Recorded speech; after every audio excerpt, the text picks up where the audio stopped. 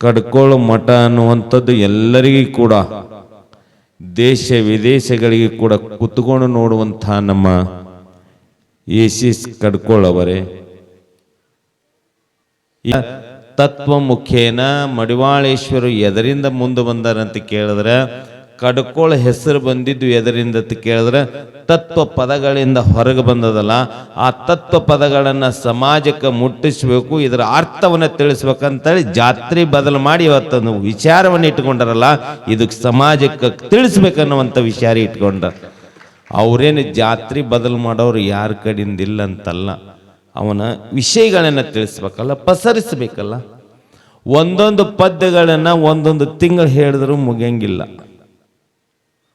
ಅದರ ಅರ್ಥವನ್ನು ಅರ್ಥಕೊಂಡ್ರೆ ಈ ಸಮಾಜನೇ ಬದಲಾಗತ್ತೆ. ಹೇಳಿದ್ರಲ್ಲ ಶಾಸ್ತ್ರ, ಬರೀ ಸುಟ್ಟಿಗೆ ಸಿಕ್ಕರೆ ಅವನು ಮಠ ಬರಲಿಲ್ಲ ಅವನು. ಹಂಗ ಆ ವಿಷಯಗಳನ್ನ ತಿಳ್ಕೊಂಡ್ರೆ ನೀವು ಮನೆ ಬಿಟ್ಟು ಮಠಕ್ಕೆ ಬರ್ತೀರಿ. ಅದು ಅಧ್ಯಾತ್ಮನೇ ಹಂಗದ. ಎಷ್ಟು ಮಂದಿ ತಿಳ್ಕೊಳ್ಳಂದ್ರ ಅಂತ ಕೇಳಿದ್ರೆ ಅವರೇ ಮಡಿವಾಳಪ್ಪನವ್ರು ಹೇಳ್ತಿದ್ರು, ಎಲ್ಲರೂ ಕೆಡಬೇಡಿರು.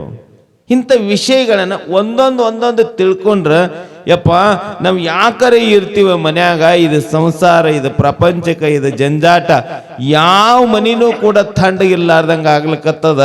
ಎಷ್ಟು ಸಂಪತ್ತಿದ್ರು ನೆಮ್ಮದಿ ಅದನ, ಎಷ್ಟು ಅಧಿಕಾರ ಇದ್ರು ನೆಮ್ಮದಿ ಅದನ, ಏನಿದ್ರೆ ನೆಮ್ಮದಿ ಅದ, ಇಲ್ಲಿ ಯಾಕಿರ್ಬೇಕನ್ನುವಂಥ ವಿಚಾರಗಳು ಇಟ್ಟುಕೊಂಡು ಸಂಪತ್ತಿದ್ದವ್ರಿಗೆ ನೆಮ್ಮದಿ ಅದಂತ ಮಾಡಿರೇನು. ಅವಕ್ಕೆ ಪ್ರತಿ ತಿಂಗಳಿಗೂ ಕೂಡ 6,000 ರೂಪಾಯಿ 7,000 ರೂಪಾಯಿ ಖರ್ಚದ. ಎದಕ್ಕೆ ಅಂತ ಕೇಳಿದ್ರೆ ಯಾವ ರೊಕ್ಕ ಗಳಿಸ್ಯಾವ ಓಸಕ್ಕೂ ಕೂಡ ಶುಗರ್ BP ಬಂದವು. ಯಾರ ಹತ್ರ ರೊಕ್ಕಿಲ್ಲ ಅವ್ರಿಗೆ ಶುಗರ್ನೂ ಇಲ್ಲ, BP ಇಲ್ಲ. ಯಾಕಂತ ಕೇಳಿದ್ರೆ ಗಳಿಸ್ಬೇಕಂತ ಟೆನ್ಷನ್ ಮಾಡ್ಕೊಂಡೆ ಶುಗರ್ ಬರ್ತಿರ್ತದೆ. ಹಂಗ ಮೊನ್ನೆ ಒಬ್ಬ ಬೆಂಗಳೂರೊಳಗ 6,083 ಕೋಟಿ ರೂಪಾಯಿ ಗಳಿಸಿದ್ದ. ಏನು ಸಂಪತ್ತು. ತನ್ನನ್ನು ತಾನೇ ಬಂದೂಕ್ ಹಿಡ್ಕೊಂಡು ಗೋಲಿ ಹಾಕೊಂಡು ಸತ್ತು. ರೊಕ್ಕ ಇರ್ಲೇನ ಇತ್ತು.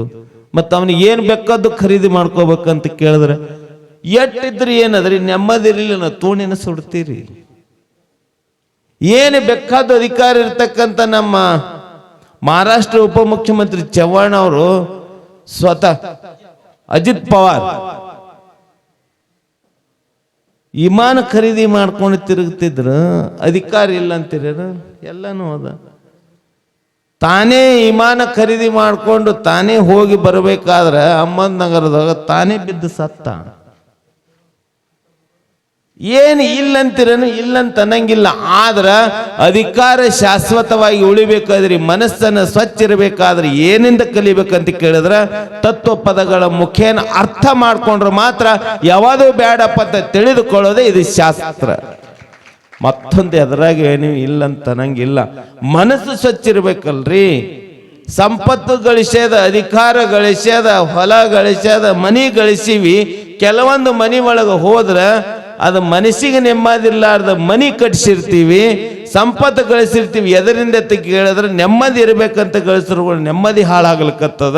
ಈಗ ಬಂಗಾರ ಹೆಚ್ಚಿ ಗಳಿಸಿದವರು ಏನಾರ ಚಿಂತೆ ಮಾಡಕತ್ತಾವ. ಅವು ಕೆಲವೊಂದು ದಿವ್ಸ ಮಂದಿ ಮೊನ್ನೆ ಏನಾದ ಮನಿ ಬಿಟ್ಟು ಎಲ್ಲಿ ಹೊರಗೆ ಹೋಗಿದ್ದಿಲ್ಲ, 1,85,000 ರೂಪಾಯಿ ಆಗಿತ್ತು ಬಂಗಾರ. ಯಾಕ? ಅದು ಕಾಯ್ಬೇಕಾಗಿರ್ತಕ್ಕಂಥ ವ್ಯಾಮೋಹ ಇರ್ತದೆ. ಅದು ಹೋಯ್ತಂದ್ರೆ ಹ್ಯಾಂಗ ಮಾಡ್ಲಿ ಅನ್ನುವಂಥ ಮನಸ್ಸು ಆಗಂಗಿಲ್ಲ. ಗಳಿಸಿದ್ದು ಬಹಳ, ಆದ್ರೆ ಸಂಪತ್ತು ಹೋಗ್ತದೆ, ಇದನ್ನು ಹೇಗೆ ಮಾಡಲಿ ಅಂತೇಳಿ ನಿಮಗೂ ಒಯ್ಯಲ್ಲ, ಅವರು ಒಯ್ಯಲ್ಲ. ಆದ್ರೆ ಮನಸ್ಸಿಗೆ ನೆಮ್ಮದಿ ಏನದ, ಮಕ್ಕಳಿಗೆ ಏನು ಕೊಡೋಕ್ಕಾಗಿಲ್ಲಾಗ್ಯದ. ಇನ್ನು ನಾವು ಹೋದ್ರೆ ಹೋಗಲೆಕ್ಕ, ಅದನ್ನಿಟ್ಟರೆ ಒಂದು ಗಳಿಸ್ಬೇಕನ್ನುವಂಥ ಭಾವದಿಂದ ಇಟ್ಟುಕೊಂಡು ನೀವು ಮಾಡಾಕತ್ತೀರಲ್ಲ, ಇದನ್ನೂ ಬೇಕಾಗಿಲ್ಲ. ಜೀವನ ಪರ್ಯಂತರವಾಗಿ ಗಳಿಸುವಂಥದ್ದು ಎಂಥದಂತ ಕೇಳಿದ್ರೆ ತತ್ವ ಪದಗಳ ಮುಖೇನ ಒಂದೊಂದು ಅರ್ಥವನ್ನ ಮಕ್ಕಳಿಗೆ ತಿಳಿಸಿಕೊಟ್ರೆ ಸಾಕು.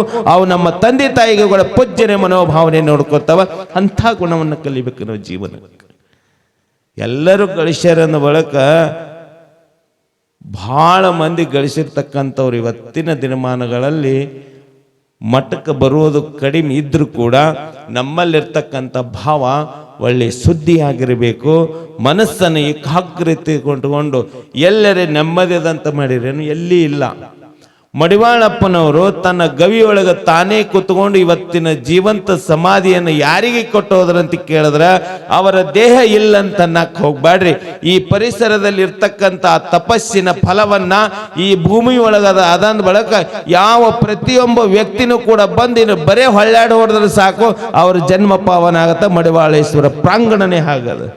ಸಂಕಲ್ಪ ಮಾಡ್ಕೊಡ್ರಿ. ಯಾರಿಗೇನು ಬೇಕಾಗಿಲ್ಲ. ಆ ಗದ್ಗಿ ಮುಂದೆ ನಿಂತುಕೊಂಡು ಒಂದು ಚೈತನ್ಯ ಸ್ವರೂಪವಾದ ವಸ್ತು ಅದನ ಒಳಗ ಅಸ್ಥಿ ಇರಬೇಕು. ಆದರೆ ನಿಮ್ಮೆಲ್ಲರಿಗೂ ಕೂಡ ಅಸ್ತಿತ್ವವನ್ನು ಬೆಳೆಸಿಕೊಟ್ಟು ಹೋಗಿದಾರ ಆ ತತ್ವಜ್ಞಾನಿ ಮುಖೇನ. ಎಷ್ಟು ಸೂರ್ಯ ಎಷ್ಟು ಚಂದ್ರ ಎಲ್ಲಿವರೆಗೂ ಇರ್ತಾನ ಅಲ್ಲಿವರೆಗೂ ಕೂಡ ಕೊಟ್ಟು ಹೋಗಿರ್ತಕ್ಕಂಥ ವಸ್ತು ಯಾವುದಂತ ಕೇಳಿದ್ರ ಮಡಿವಾಳಪ್ಪನವರ ತತ್ವ ಪದಗಳನ್ನು ಸಮಾಜಕ್ಕೆ ಪಸರಿಸಬೇಕು. ನಾವೆಲ್ಲರೂ ಕೂಡ ಭಾವದಿಂದ ಇಟ್ಟುಕೊಂಡು ನಮ್ಮ ಚೈತನ್ಯ ಸ್ವರೂಪಿಯಾಗಿ ನಾವೆಲ್ಲರೂ ಕೂಡ ನಿತ್ಯ ಸ್ಮರಣೆ ಮಾಡಿದ್ರು ಕೂಡ ಕಡಿಮೆನೆ. ಎಲ್ಲಾ ಕಡೆನೂ ಹೋಗಿ ಕೇಳ್ತಾರೆ. ಅಪ್ಪುಗಳು ನಾವು ಒಮ್ಮೆ ಕೇದಾರಕ್ಕೆ ಹೋಗಿದ್ದೀವಿ. ಅಲ್ಲಿ ಭಾಳ ಜನ ಇದ್ರು. ಗೌರಿ ಕುಂಡದಾಗ ಸ್ನಾನ ಮಾಡ್ಕೊಂಡು ಮ್ಯಾಗ ರೂಮ್ನಾಗ ಹೋಗೋದ್ರಾಗ ಎಲ್ಲಿಯವರು ಬಂದು ಅಪ್ಪುಗಳ ಅಂದ್ರು, ಇಲ್ಲಿಗೆ ಬಂದಿರಿ ನೀವಂದ್ರು. ಯಾಕ್ರಿ ಅಂತ ಕೇಳಿದ್ರು.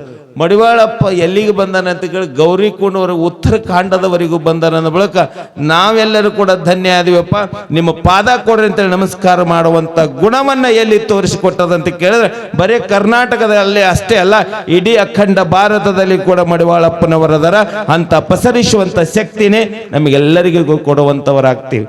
ನಾವೆಲ್ಲಿಯವರಿ ಅವ ಎಲ್ಲಿಯವನಂತ ಕೇಳೋದು ಮುಖ್ಯ ಅಲ್ಲ. ಅವ ಇಲ್ಲೇ ಇದ್ರೂ ಕೂಡ ಎಲ್ಲರಿಗೂ ಕೂಡ ಕಂಡು ಹಿಡಿಯುವಂತ ತತ್ವನೇ ಇವತ್ತು ನಮಗೆ ಕೊಟ್ಟು ಹೋಗಿದ್ದಾರೆ ಅಂದ ಬಳಿಕ ನಾವು ಎಷ್ಟು ಸ್ಮರಣೆ ಮಾಡಿದ್ರು ಕೂಡ ವಿರಳ. ಅಂತ ರೀತಿಯಲ್ಲಿ ಕೂಡ ನಾವು ತನು ಕೊಡಬೇಕು, ಮನಸ್ಸು ಕೊಡಬೇಕು, ಬುದ್ಧಿ ಕೊಡಬೇಕು. ಯಪ್ಪ ಈ ದೇಹ ನಂದಲ್ಲ, ಇರುತನನು ಕೂಡ ಯಪ್ಪ ನಾನು ಸೇವಾ ಮಾಡ್ತೀನಿ, ಈ ಹೆಸರನ್ನ ತರ್ತೀನಿ ಅನ್ನುವಂತ ಗುಣವನ್ನ ಕಡ್ಕೊಳ್ಳೋದ ಜನತೆ ಇವತ್ತೆಲ್ಲರೂ ಕೂಡ ಪರಿವರ್ತನೆ ಆಗಿರೋ ಬಳಿಕ ಅದೇ ಶಕ್ತಿನ ನಮಗೆಲ್ಲರೂ ಕೂಡ ಕರುಣಿಸುವಂತ ಆಗ್ತದ. ಅಂತ ಗುರುವರು ಪರಿಶ್ರಮ ಅಂತ ಕೇಳಿದ್ರೆ 1-2 ಅಂತ ಅನ್ನಂಗಿಲ್ಲ. ಇವತ್ತಿನ ಅವಾಗಿನ ಮಠ ಇವಾಗಿನ ಮಠವನ್ನು ನೋಡಿದ್ರೆ ಎಷ್ಟು ಪರಿವರ್ತನೆ ಅಂತ ಕೇಳಿದ್ರೆ ಅದೆಲ್ಲನೂ ಕೂಡ ನಿರಂತರವಾಗಿ ನಮ್ಮ ಡಾಕ್ಟರ್ ರುದ್ರಮುನಿ ಶಿವಾಚಾರ್ಯ ಪರಿವರ್ತನೆ ಇವತ್ತು ನಮ್ಮೆಲ್ಲರಿಗೂ ಕೂಡ ಇನ್ನೂ ಹೆಸರನ್ನು ಕೊಂಡಾಡ್ತಾ ಇದ್ದಾರೆ. ಆ ರೀತಿಯಲ್ಲಿ ಕೂಡ ಅತಿ ಹೆಚ್ಚಿನ ರೀತಿಯಿಂದ ಕೂಡ ಅವರು ಪರಿಶ್ರಮನೆ ಇವತ್ತು ಶ್ರೀಮಠವನ್ನು ಅಭಿವೃದ್ಧಿ ಮಾಡಲಿಕ್ಕೆ ಸಾಧನೆಯನ್ನು ನೀಡಿದ್ದಾರೆ. ಎಷ್ಟು ಕೊಟ್ಟರು ಕೂಡ ಕಡಿಮೆನೆ, ಅವರಿಗೆ ನಾವು ಸಮಯ ಕೊಟ್ಟರು ಕೂಡ ಕಡಿಮೆನೆ. ಅವರು ನಿರಂತರವಾಗಿ ಸಮಾಜ ಸೇವೆ ಶ್ರೀಮಠದ ಶ್ರೇಷ್ಠತೆಯನ್ನ ಬೆಳೆಸುವಲ್ಲಿ ಕೂಡ ಅತಿ ಹೆಚ್ಚಿನ ಪ್ರಯತ್ನವನ್ನ ಮಾಡ್ತಾ ಇದ್ದಾರೆ. ಅವರಿಗೆ ನಾವು ಇನ್ನೊಂದಿಷ್ಟು ಕೈ ಜೋಡಿಸಿ ಏನಾದರೂ ಕೂಡ ಮಾಡುವಂತ ಸಾಧನೆಗೆ ಇನ್ನೊಬ್ಬರ ಮನಸ್ಸನ್ನು ಕೊಡಬೇಕು. ತನು ಮನದ ಜೊತೆಗೆ ಈ ಕಾಯಾವಾಚ ಮನಸ್ಸನ್ನುವಂಥದ್ದು ಗುರುವಿಗೆ ಅರ್ಪಣೆಯನ್ನು ಮಾಡಿದ್ರೆ ಸಾಕು. ಇನ್ನೂ ಹೆಚ್ಚಿನ ರೀತಿಯಿಂದ ಮನಸ್ಸದ ಜೊತೆಗೆ ಮಠವನ್ನ ನಿರ್ಮಾಣ ಮಾಡಲಿಕ್ಕೆ ಸಾಧ್ಯ ಇದೆ. ಹೆಚ್ಚಿನ ರೀತಿಯಿಂದ ಕೊಡುವಂತ ಶಕ್ತಿನೇ ನಿಮ್ಮೆಲ್ಲರಿಗೂ ಕೂಡ ನೀಡ್ತಾ ಇದೆ. ಇಲ್ಲೇ ಪಕ್ಕಕ್ಕೆ ಅಫ್ಜಲ್ಪುರ ಅಪ್ಪುಗಳದಾರ. ಅಪ್ಪುಗಳಂತ ಕೇಳಿದ್ರೆ ಸಂಪತ್ತಿನ ಮಠ ಅದು. ಹೆಂಗತಿ ಕೇಳಿದ್ರೆ ಏನು ಕೇಳದೆ ಬೇಕಾಗಿಲ್ಲ, ಬಂದು ಬೀಳ್ತದ ಮಠಕ್ಕೆ. ಯಾಕಂತ ಕೇಳಿದ್ರೆ ಆ ಮಳೇಂದ್ರ ಶಿವಾಚಾರ್ಯ ಕರ್ತೃತ್ವ ಶಕ್ತಿ ಏನದಲ್ಲ ಅದು ತನ್ನನ್ನು ತಾನೇ ಕರ್ಕೋತದ. ಆ ಸಂಪತ್ತದ್ರ ಜೊತೆಗೆ ಇವತ್ತ ಮಠನೂ ಕೂಡ ಹೇಗೆ ಅಭಿವೃದ್ಧಿ ಮಾಡ್ಯಾರ ಅದೇ ತರನಾಗಿ ಕೂಡ ನಮ್ಮ ಕಡ್ಕೊಳ ಪೂಜ್ಯರು ಕೂಡ 1-2 ಅಂತಲ್ಲ ಏಸು ಶಾಖಾ ಮಠಗಳನ್ನು ಮಾಡಿದ್ರು, ಎಲ್ಲಿ ಕಟ್ಟಡವನ್ನು ಮಾಡಿದ್ರು. ಅವ್ರಂತಿನ ಯಪ್ಪ ಸುಮ್ಮನೆ ಯಾಕೆ ಕಟ್ಟಡ ಮಾಡ್ತೀವಪ್ಪ, ಬಿಟ್ಟರೆ ಬಿಡು, ಯಾಕೆ ಮತ್ತೆ ಇರುತನ ದುಡಿಬೇಕಂತಾರೆ. ಇನ್ನೂ ಪರಿಶ್ರಮ ಮಾಡ್ಬೇಕನ್ನುವಂಥದ್ದು.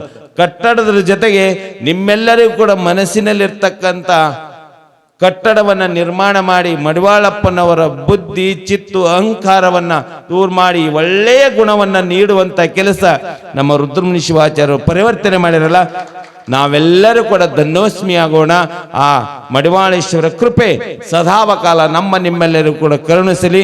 ಮಹಾಶಿವರಾತ್ರಿ ಪರ್ವಕಾಲಕ್ಕೂ ಸರ್ವರಿಗೂ ಕೂಡ ಶುಭ ಸನ್ಮಂಗಲ ಸದಾವಕಾಲ ನೀಡಲಿ ಅಂತ ಹೇಳುತ್ತಾ ನನ್ನೆರಡು ಮಾತು ವಿರಾಮ ನೀಡ್ತಿದ್ರೆ ಶಿವಂಭೂಯಾತ್.